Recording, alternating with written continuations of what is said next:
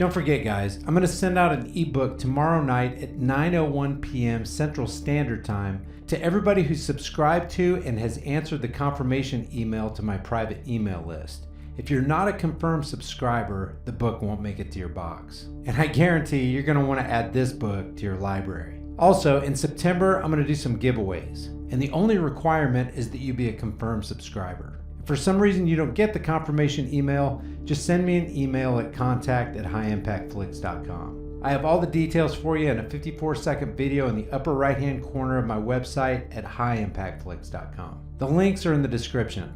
Also in those links are my BitChute channel link and other social media pages so that we can stay in touch if they decide to terminate this channel like they did my main channel. If you guys enjoyed this content, subscribe to the channel, hit the bell notification icon, give it a thumbs up, and share it with everybody you know. You're watching CNN, the most trusted name in fake news.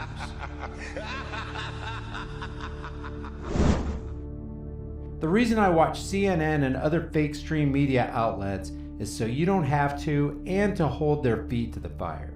This constant barrage of 24/7 news cycle fodder makes it easy for them to throw tons of information at the masses who end up absorbing a lot of what they say without question. But if you slow things down, pause the video, and really stop to consider what they say and how they're programming minds, you can really start to see through their lies and their crafty propaganda campaigns. For example, check this out. We have breaking news in a recording now heard by CNN. What the heck is that? A recording now heard by CNN? What's wrong? Is CNN broke? Could they not pay for and play the recording themselves? Are there no CNN reporters with a smartphone who could have recorded this recording? Instead, Wolf Blitzer is going to read from a recording now heard by CNN. President Trump is warning of violence if Republicans lose the midterm elections and Democrats take over up on Capitol Hill. Speaking last night before evangelical leaders at a dinner over at the White House, the president said, and I'm quoting now from the recording that CNN has heard. There he goes again. He's reporting from a recording that CNN has heard. And if the recording is taken from this video you're looking at, why not just play the video and let us hear it for ourselves? I think we're popular, but there's a real question as to whether people are going to vote if I'm not on the ballot, and I'm not on the ballot. A lot of people think I don't like Congress. People say I'm not voting because the president doesn't like Congress. It's not a question of like or dislike. It's a question that they will overturn everything that we've done, and they will do it quickly and violently, and violently. The president said, there is violence, his words. When you look at Antifa, these are violent people, he continues. You have tremendous power. You were saying in this room, you have people who preach to almost 200 million people, depending on which Sunday we're talking about, close quote. That from the president. Let's get some insight from our political, legal, and law enforcement analysts. So Blitzer reads a supposed quote by Trump, and they're going to get insight from their political, legal, and law enforcement analysts. What could possibly go wrong? There's just no way they're going to slant this in CNN's favor, right? Jackie Kucinich, pretty strong words from the president predicting violence if the Democrats take control, the majority in the House of Representatives. Well, he certainly isn't the first person to scare people to the polls. And if he's asking these reverends and whatnot to do that, it's irresponsible to say that there's going to be violence if Democrats take over. That's not true. There's no proof of that. That's not true. There's no proof of that. What the hell did you just say? Yeah, that's not true. There's no proof or historical precedent for left-wingers resorting to violence as they resist Trump. Oh, wait. During the inauguration of Trump, these very same networks actually reported on left-wing violence in opposition to Trump. And who was it perpetrating the violence? Oh, that's right, it was Antifa, the very people Trump is warning about now. That's not true. There's no proof of that. Those are the guys that were burning cars, assaulting people, damaging property, and causing general mayhem in the streets of Washington's District of Criminals. And this was during the inauguration. But let's be quiet. Shh. Let's listen to the insight from these political, legal, and law enforcement analysts. But this isn't a president that deals in facts. But this won't be the only time that we see this sort of exaggerations in the 2018 midterms. Yeah, let's just take another look at some of those exaggerations, shall we? Not everyone gathered here in Washington today came to celebrate President Trump's inauguration. Protesters lined part of the parade route, and in some parts of the Capitol, there were confrontations with police. And tomorrow here in Washington, a women's march and demonstrations planned across this country. ABC's David Curley witnessed the protests firsthand. The anger reaching a boiling point in the nation's capital after President Trump took the oath of office. Police in riot gear facing off against the protesters just 6 blocks from the inaugural parade. Unleashing pepper spray, concussion grenades, all to disperse the crowd. That's not true. There's no proof of that. So we're going to see this as a thread throughout the entire cycle. If it's not Antifa, it'll be immigration, it'll be MS-13. This is going to be a thread. And because the president was with this closed-door meeting with these evangelical leaders, Sabrina Siddiqui, and it was closed to the press, but we did hear a recording. CNN did hear a recording. This is hilarious. It's now the 3rd time Wolf has tried to sell his audience on the idea that CNN heard this recording. And notice he doesn't name who at CNN heard the recording. They just kind of anthropomorphize CNN and say that CNN heard the recording. Like CNN's a person. That's as stupid as saying Taco Bell has heard a recording or Kmart heard this recording. Now guys, Trump may or may not have said this, but this is a strange way to report on this story without playing the actual recording. I don't even know why they're doing this. And once again, let me read those key words. They will overturn everything that we've done, and they will do it quickly and violently, and violently. There is violence. And then he referred to Antifa. Well, first and foremost, it's clear that the president does sound very concerned about how the midterm elections might play out. And the rhetoric that we're hearing from him is not at all dissimilar to the words he used on the campaign trail in 2016, when he similarly predicted that there would be violence if Hillary Clinton were to have won. I just find it amazing that Trump predicted violence and there was violence. Anybody can look it up. It's not hard to find. But it's the job of these people to be analysts on a nationwide news program. You'd think somebody on this panel would be able to do a simple Google search to look this up for themselves. If for no other reason but to save themselves from looking like idiots to the 2,000 or 3,000 people who still watch CNN. In November, in fact, he incited violence among his supporters on more than one occasion. And just take my word for it. Trump incited violence. No, I'm not going to give you proof. Just believe me. And what is striking about this is presidents often engage in, or politicians often engage in, inflammatory rhetoric that might suit their message. And certainly we've seen this president in particular exaggerate, as Jackie was alluding to. Yeah, whatever. Let's take another look at some of that inflammatory rhetoric and exaggeration again.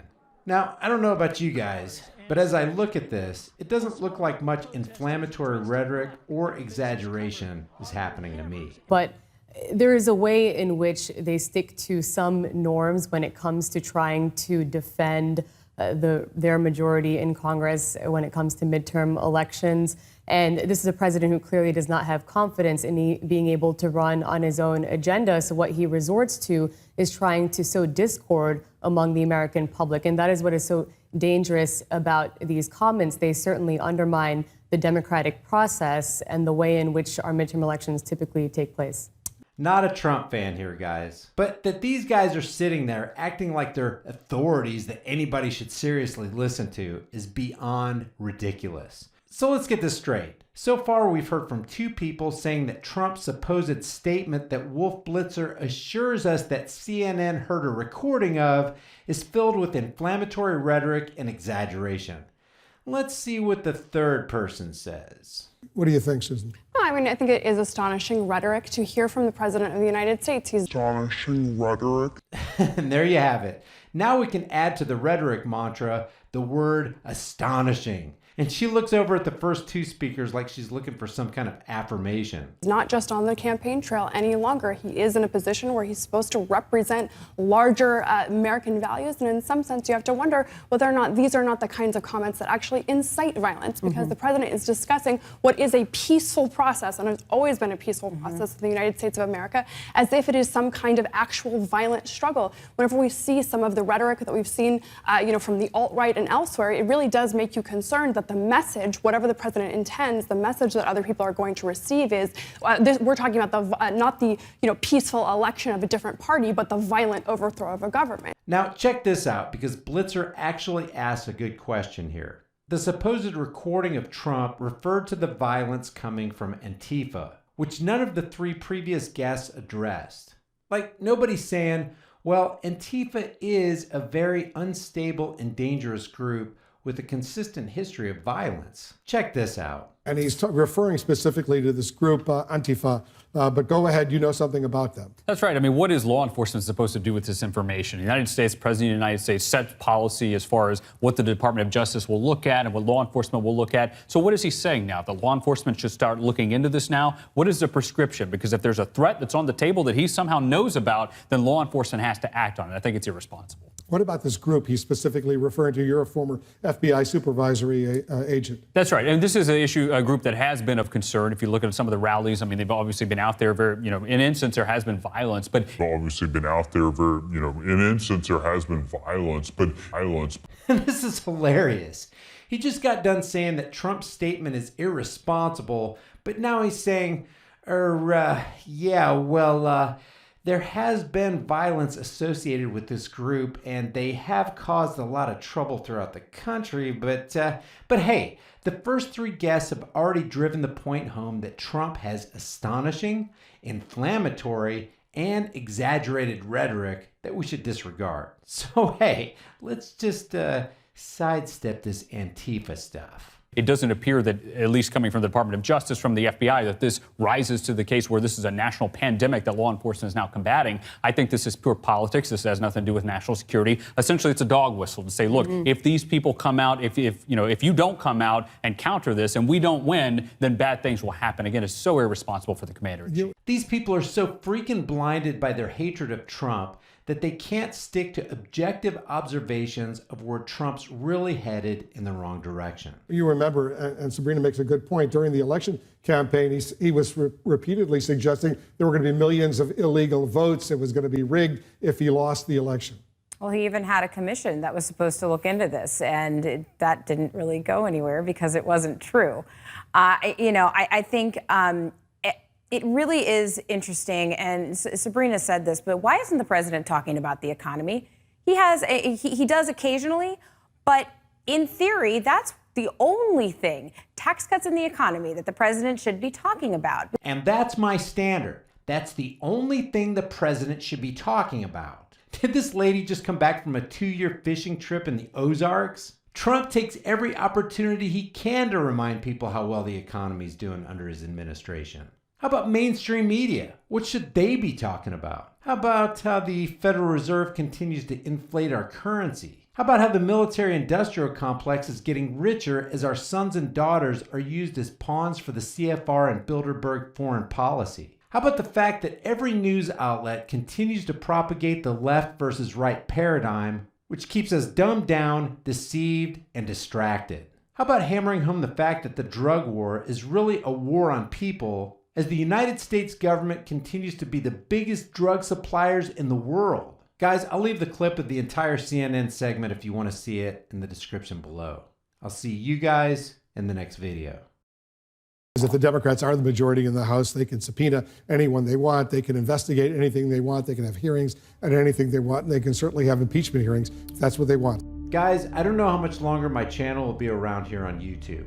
Please take a minute and sign up to my email list. It's free, painless, and you'll get some cool stuff. Also, take another minute to subscribe to my decentralized, censorship-free BitChute and Steemit channels. All these links are in the description. I want you to know this. If my channel goes down, I'll still produce content for you guys through my website and through BitChute and Steemit. So make sure you stay connected through the email subscription link in the description below. Just watch the 45-second video on my website and you'll be all set. If you want to support my work on this channel, grab a shirt, snag a flashlight, or hit me up on Patreon and PayPal.